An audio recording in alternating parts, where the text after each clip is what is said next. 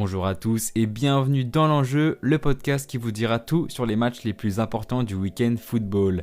Avec Axolem aux commandes du vaisseau, l'avant-match est aussi important que l'après, le before avant l'after-foot.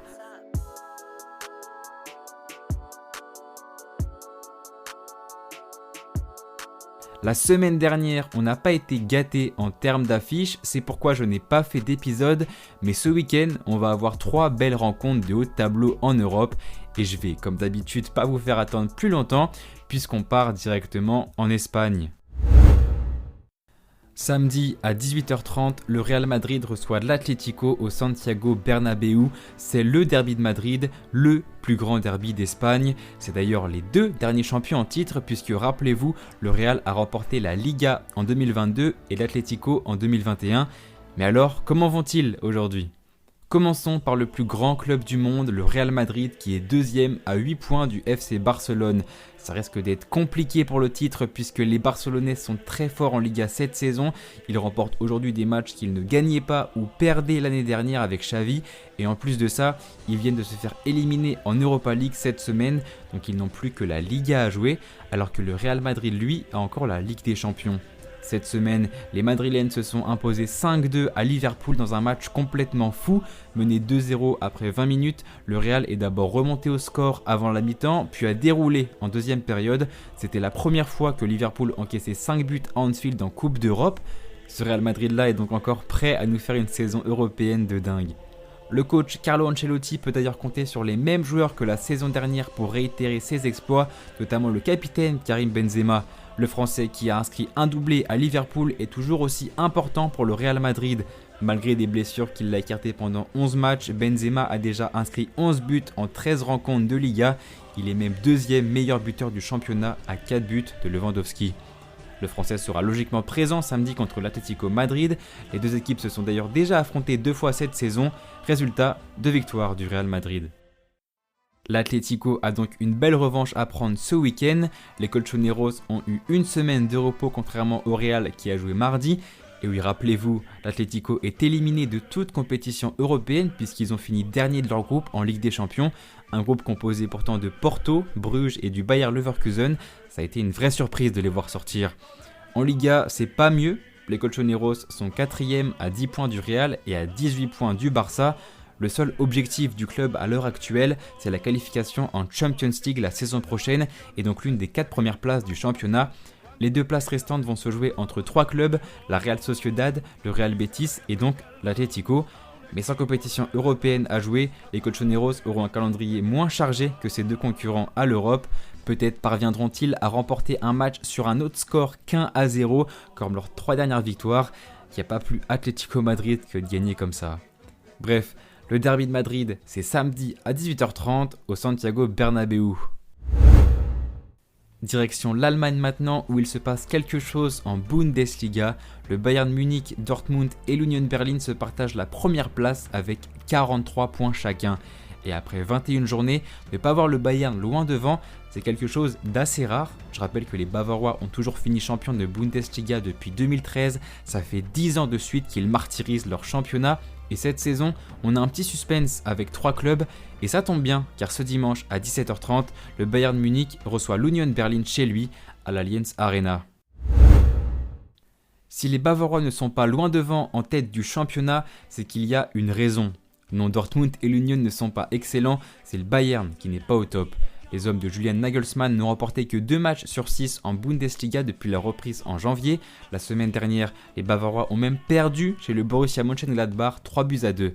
Pour leur défense, Upamecano avait pris un carton rouge en début de match.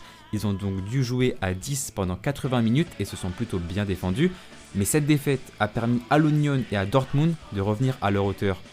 Comme vous le savez aussi, la semaine dernière, le Bayern affrontait le Paris Saint-Germain au Parc des Princes. Même si les Bavarois ont logiquement remporté leur match 1-0 face à un PSG catastrophique, ils n'ont pas fait un grand match. Ils auraient largement pu pousser pour alourdir le score à l'image du Bayern bulldozer qu'on voit très souvent en Bundesliga. On verra pour le match retour, mais ça risque d'être différent avec un Mbappé qui sera cette fois-ci présent pendant toute la rencontre. L'autre joueur qui sera peut-être présent et qui manque au Bayern ces temps-ci, c'est Sadio Mané. Il est revenu à l'entraînement cette semaine et c'est une très bonne nouvelle qu'on accueille en Bavière. Rappelez-vous, Mané s'était blessé juste avant le mondial et n'avait pas rejoint la campagne du Sénégal. Il a manqué une dizaine de matchs avec les Bavarois. Son retour sur les terrains est attendu avant le match contre le PSG, peut-être même ce week-end contre l'Union Berlin. Place d'ailleurs à l'Union maintenant. J'ai remarqué que j'en parle vraiment beaucoup dans mes podcasts, mais en même temps, c'est la surprise de Bundesliga. Le week-end dernier, ils auraient pu repasser devant le Bayern s'ils avaient battu Schalke 0-4. On s'attendait même à ce qu'ils les battent d'ailleurs, car Schalke est bon dernier, mais ça n'a pas été le cas. 0-0, un match aussi nul que son score. En revanche, ce qui n'est pas nul, c'est la superbe qualification en 8e de finale d'Europa League cette semaine. Et oui, l'Union a éliminé l'Ajax d'Amsterdam jeudi en les battant 3-1. Les Berlinois ont très bien joué en contre, l'une de leurs forces principales avec le jeu de centre. Ils affronteront la Gantoise en 8e de finale. Avant ça, il y a le match contre le Bayern dimanche et l'Union va donc avoir beaucoup moins de repos que les Bavarois. Ça risque d'être un super match, une opposition de style entre la force d'attaque munichoise et le jeu de contre des Berlinois. Au match aller, l'Union avait réussi à accrocher le match nul 1-1 chez lui. Le match retour est donc prévu dimanche à 17h30. Retour en France maintenant pour le dernier match, et quel dernier match, le classique du championnat de France, Olympique de Marseille, Paris Saint-Germain. 5 points séparent les deux premiers de Ligue 1, voilà pourquoi ce match peut être un tournant dans la course au titre. Il permettrait soit au PSG de prendre une belle avance, soit à l'OM de recoller les Parisiens et rêver d'un titre. Et pourquoi pas? Au début du mois, Marseille a éliminé le PSG en Coupe de France, ça faisait 12 ans que l'OM n'avait pas battu les Parisiens au Vélodrome. Vous l'aurez compris, l'Olympique de Marseille va très bien en ce moment. Les Olympiens restent sur 9 victoires en 11 rencontres, dont la dernière à Toulouse dimanche dernier, 3-2. Les Marseillais sont revenus de loin. Menés au score et dans le jeu en première mi-temps, les hommes de Tudor ont accéléré en deuxième et ont réussi à renverser la rencontre. La deuxième période n'avait plus rien à voir avec la première. C'est aussi ça, la force du coach croate, trouver les mots pour motiver son équipe. Il les avait trouvés pour battre le PSG en Coupe de France, mais va-t-il réussir dimanche? Si l'OM presse autant qu'il ne l'avait fait, ils peuvent continuer à embêter les Parisiens. Mais le match de dimanche ne sera pas le même que celui de la Coupe de France, et ça pour deux raisons. La première, c'est l'absence de Chancel Mbemba, suspendu, qui va faire mal à Tudor puisque c'est à la fois le meilleur défenseur de l'OM et c'était surtout le joueur qui devait contrer Mbappé. Et oui, la deuxième raison, c'est évidemment la présence de Kylian Mbappé qui était absent au Vélodrome en février. Et avec lui, c'est plus le même match. L'OM sera plus prudent au niveau du pressing et ne pourra pas laisser autant d'espace derrière.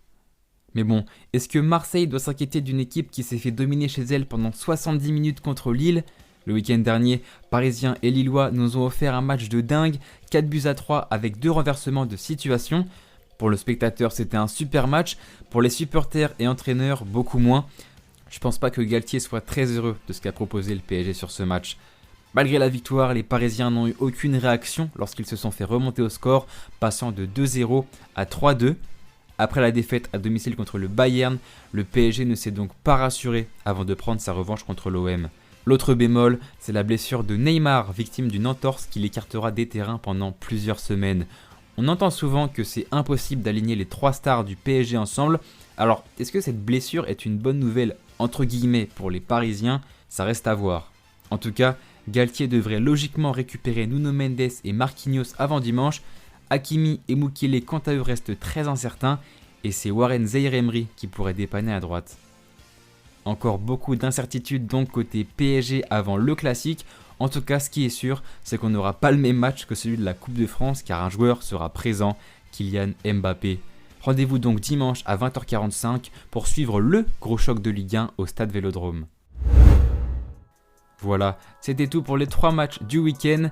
Mais avant de se quitter, je voulais vous conseiller un nouveau podcast créé par Enzo Ricci qui se nomme « Il était une fois le tennis ». Vous y retrouverez des histoires du monde de la petite balle jaune. Le premier épisode est consacré à Patrick Haddo, l'inventeur d'un coup devenu incontournable. Le podcast est disponible sur YouTube et Spotify. Bref, nous on se retrouve dès la semaine prochaine. D'ici là, portez-vous bien. C'était Axolem, ciao.